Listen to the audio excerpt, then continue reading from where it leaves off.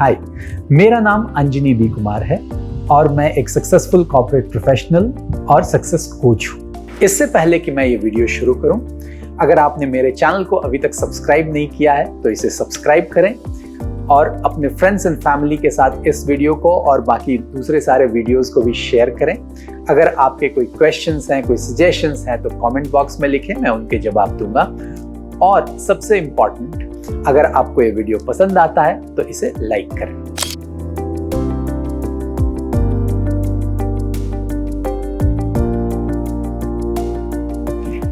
अब हम मूव करते हैं कि इंटरव्यू के दौरान आपको क्या करना है, और यहाँ पे भी कुछ ऐसी चीजें हैं जिन पे आपको बहुत ध्यान देना है। आपने नॉर्मली पढ़ा होगा, सुना होगा, देखा होगा कि first impression is the last impression. So mostly लोग कहते हैं कि भाई पहले 10-15 सेकंड में या आधे मिनट में ये इंटरव्यूअर तय कर लेता है कि मुझे इस पर्सन को लेना है या नहीं लेना है।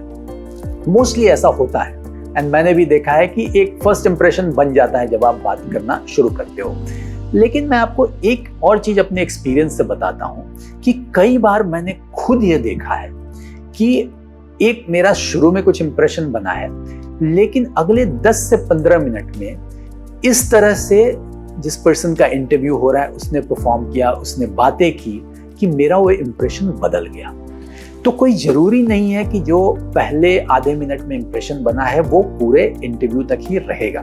आपके पास डेफिनेटली अपॉर्चुनिटी है उसको बाद में भी चेंज करने की। सो कभी ऐसा मत सोचिए कि आपने शुरू में इंप्रेस कर दिया और आपका काम हो गया। यस, इंप्रेस तो आपको करना ही पड़ेगा।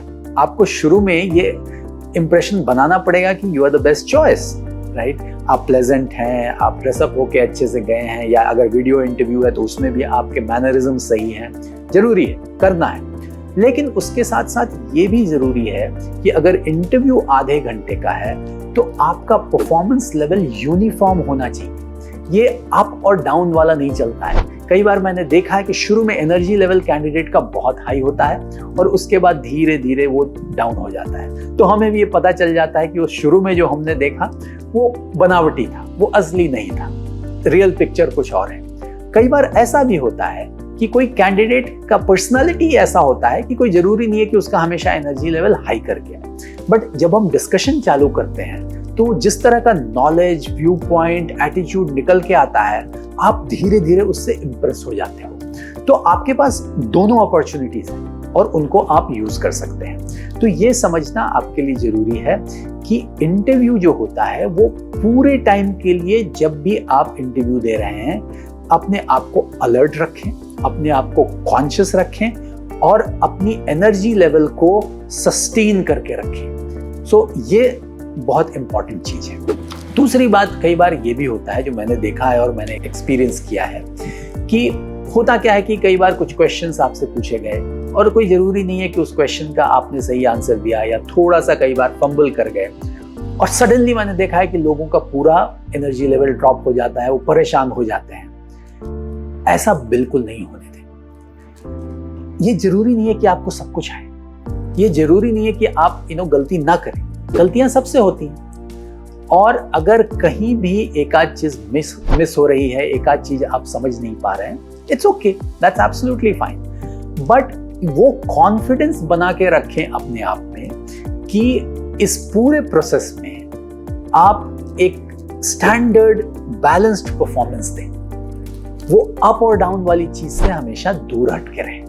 तो इस तरह से अपने आप को प्रिपेयर करें, और ये तब आएगा जब आप कुछ मॉक इंटरव्यूज करेंगे, कुछ एक्सपीरियंस आपके पास आएगा, तो धीरे धीरे ये चीज समझ में आती है। एक चीज और समझनी जरूरी है कि कई बार ऐसा होता है कि हमें जॉब की बहुत जरूरत है, और जिस तरह से कैंडिडेट्स पेश आते हैं सामने इंटरव्यू में, जब मैं उनसे मिलता हूं तो ये जरूरत बहुत खुल के सामने आ जाती है। लगता है ऐसे कि वो अपने आप को ओवरसेल कर रहे हैं। ऐसा मत होने दीजिए। इससे क्या होता है कि सामने वाला आपका फायदा उठा सकता है, सामने वाला आपको घुमा सकता है, सामने वाला आपको सब ऑप्टिमल ऑफर दे सकता है। ये समझना जरूरी है आपके लिए कि जितना आपके लिए एक जॉब जरूरी है, सामने वाले के लिए भी किसी को सिलेक्ट करना उतना ही जरूरी है। ये एक बैलेंस्ड गेम है, और इस पूरे गेम के अंदर जो आधे घंटे का या 45 मिनट का, 1 घंटे का इंटरव्यू है, कभी ऐसा इंप्रेशन मत दीजिए कि आपकी जरूरत सामने वाले की जरूरत से ज्यादा है। हमेशा ये मान के चलिए कि आप दोनों इक्वल फुटिंग पे बैठे हुए हैं। जितनी जरूरत आपकी है उतनी जरूरत सामने वाले की भी है। तभी आप एक अच्छा परफॉर्मेंस दे पाएंगे। उस फीलिंग को, जहां आपको लगता है कि आपके लिए नौकरी बहुत जरूरी है, बाहर मत आने दीजिए, अंदर रखिए। यस, परफॉर्मेंस अच्छा दीजिए उसके लिए, लेकिन हमेशा एक इक्वल फीलिंग लेके आइए। सामने वाले को ये डेफिनेटली नहीं फील होना चाहिए कि आप बहुत नीड में हैं और आपको किसी भी तरह ये जॉब चाहिए। आप हमेशा ये फीलिंग दीजिए कि एक इक्वल फुटिंग पे आप बैठे हुए हैं और आप एक अच्छे ऑफर को एक्सेप्ट करेंगे। आप एक अच्छे ऑफर के बारे में डिस्कस करेंगे, आप एक अच्छे रोल के बारे में डिस्कस करेंगे। लेकिन अगर ये सारी चीजें जमी नहीं तो कोई जरूरी नहीं है कि आप ये ऑफर टेकअप करेंगे। अगर ये फीलिंग आप देंगे तो ये आपको बहुत बेनिफिट देता है ओवरऑल लॉन्ग टर्म में, और even while negotiating the offer also इससे आपको बहुत फायदा होता है। तो इसे भी ध्यान में रखिए। और फाइनली एक और चीज जो बहुत जरूरी है और जो आपको समझनी चाहिए कि जब आप इंटरव्यू प्रोसेस में बैठे हुए हैं, जब आप इंटरव्यू प्रोसेस से गुजर रहे हैं, तो आप किस तरह से अपने अचीवमेंट्स को हाईलाइट करते हैं। और मैं आपको बताता हूं कि कहां लोग गलत जाते हैं। मैं 2-3 तरीके से लोगों का टेस्ट लेता हूं या लोगों का इंटरव्यू लेता हूं, तो वो मैं आपको ट्रिक्स बताता हूं, तो आपको ये समझ में आएगा कि उसके लिए कैसे अपने आप को तैयार करें। एक पहली चीज मैं क्या करता हूं कि मैं जो जॉब होता है, जिस जॉब के लिए मैं इंटरव्यू कर रहा हूं, उसको अंडरसेल करता हूं। मैं कैंडिडेट को ये बताने की कोशिश करता हूं कि आप इस जॉब के लिए बहुत क्वालिफाइड हो। कोई जरूरी नहीं है कि आप ये जॉब टेकअप करो, क्यों इसमें आपका इंटरेस्ट है।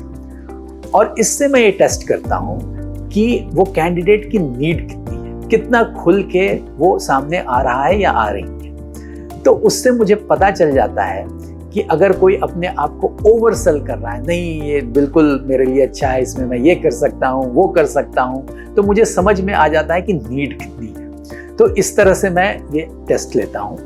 दूसरा, कई बार मैं ये करता हूँ कि मैं लोगों को बोलता हूँ कि आप कुछ एग्जाम्पल्स बताओ जहां आपने कुछ अच्छा काम किया है, और उस एग्जाम्पल्स के बारे में डिटेल में बताओ। तो लोग सोच समझ के तो आते हैं। नॉर्मली हम जब इंटरव्यू की प्रिपरेशन करके जाते हैं तो लोग डेफिनेटली तैयारी करके जाते हैं और बताते हैं इन चीज़ों के बारे में।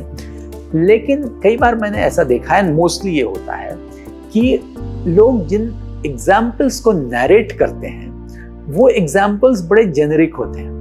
वो एग्जाम्पल्स जो होते हैं वो टीम एग्जाम्पल्स होते हैं। वहाँ पे ये बताना चाहते हैं लोग कि एज ए टीम पिछली कंपनी में मैंने ये किया, या मैंने अपने कॉलेज में ये टीम में ये किया। और जब मैं उसमें थोड़ा डीप प्रोब करता हूँ तो मेरा ये ऑब्जेक्टिव होता है पता करना कि आपने क्या किया, आपका क्या कंट्रीब्यूशन था। बिकॉज ये मैंने हमेशा देखा है कि लोग टीम कंट्रीब्यूशन की बात करते हैं, और जहां आप उसमें थोड़ा डीप जाओ तो पता चल जाता है कि जो आपका इंटरव्यूई है उसने रियल में क्या काम किया है। और होता क्या है, जब आप डीप क्वेश्चनिंग करते हो, और जब मैं डीप क्वेश्चनिंग करता हूँ इन चीज़ों के बारे में, तो ये खुल के सामने आ जाता है कि एक्चुअली उस पर्सन की नॉलेज कितनी है और उसने कितना काम किया है।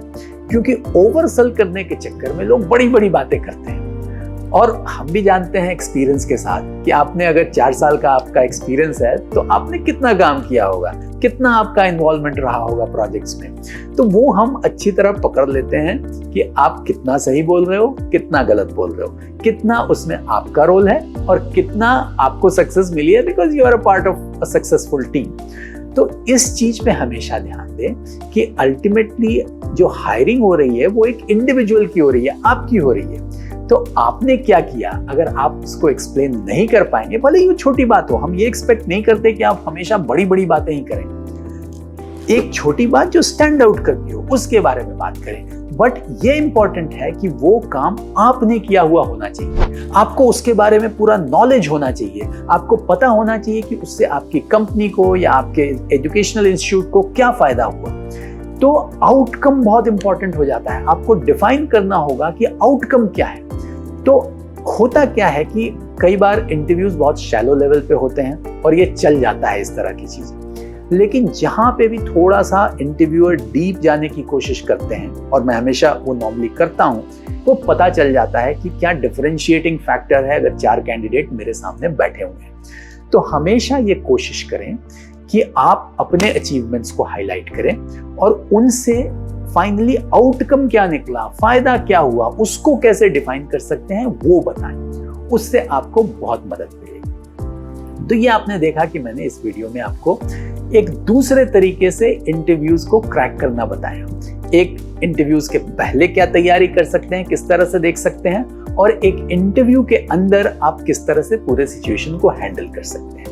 सो आई एम श्योर आपको ये वीडियो पसंद आया होगा। अगर आपको पसंद आया है तो इसे लाइक करें, अपने फ्रेंड्स एंड फैमिली के साथ शेयर करें, और अगर आपके कोई सवाल हैं, कोई डाउट्स हैं, तो मुझे कमेंट बॉक्स में लिखकर क्वेश्चन पूछें, मैं उनका जवाब दूंगा।